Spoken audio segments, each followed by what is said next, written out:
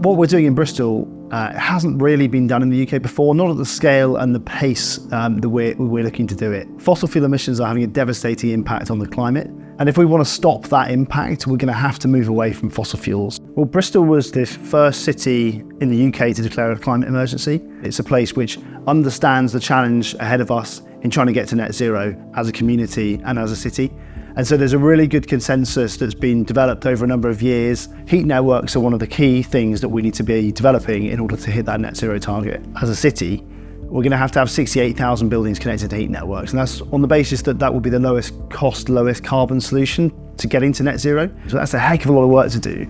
And Vattenfall has come in really to supercharge that development. Being fossil free is really, really important, but it's also really, really difficult. So the fact that they have that vision and want to go that way is pretty amazing actually. And to be part of that is really, I'm very lucky. We can deliver these connections with better air quality, with lower emissions from the sources, but also the fact that we're making the city a healthier and a better place to live. And that's not just for the people that are having that connection, but also the wider community around it.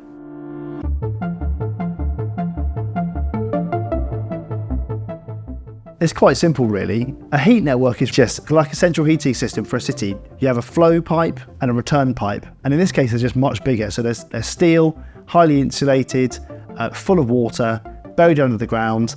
And that's how we transport heat around the city.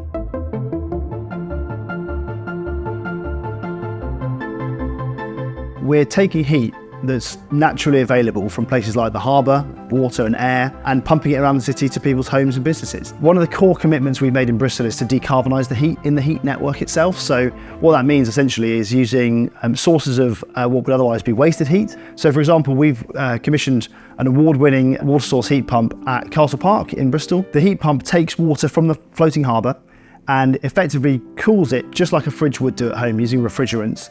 And that process releases lots and lots of heat, which is then compressed, and that heat is then transferred into the heat network. We're working with property developers to install large air source heat pump energy centres alongside their developments.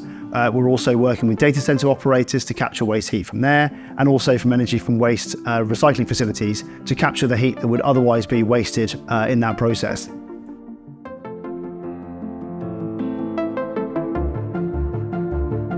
We've now connected around 30 buildings, and we've got about 3,500 homes connected to the heat network, and we're expecting to expand that hugely over the course of the next decade. We're doing this on scale. We're not just doing one-offs like bespoke systems, we're doing this hundreds of times. So a number of residential blocks for new build and retrofit, schools, hospitals, fire station, and then a number of offices around Bristol. Rather than having a tower block with 300 individual gas boilers, now you have one communal system. I think that the potential is massive. You could take Manchester or Birmingham or whichever city you want and use that exactly the same process that we've built in Bristol and reuse it across the rest of the country.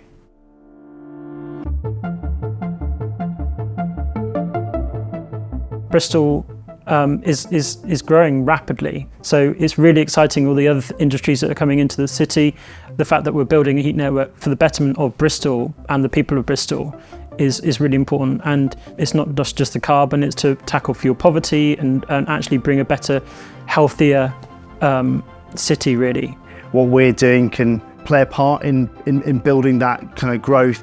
What we're doing is for Bristol, and it's for the climate, and it's the right thing to do.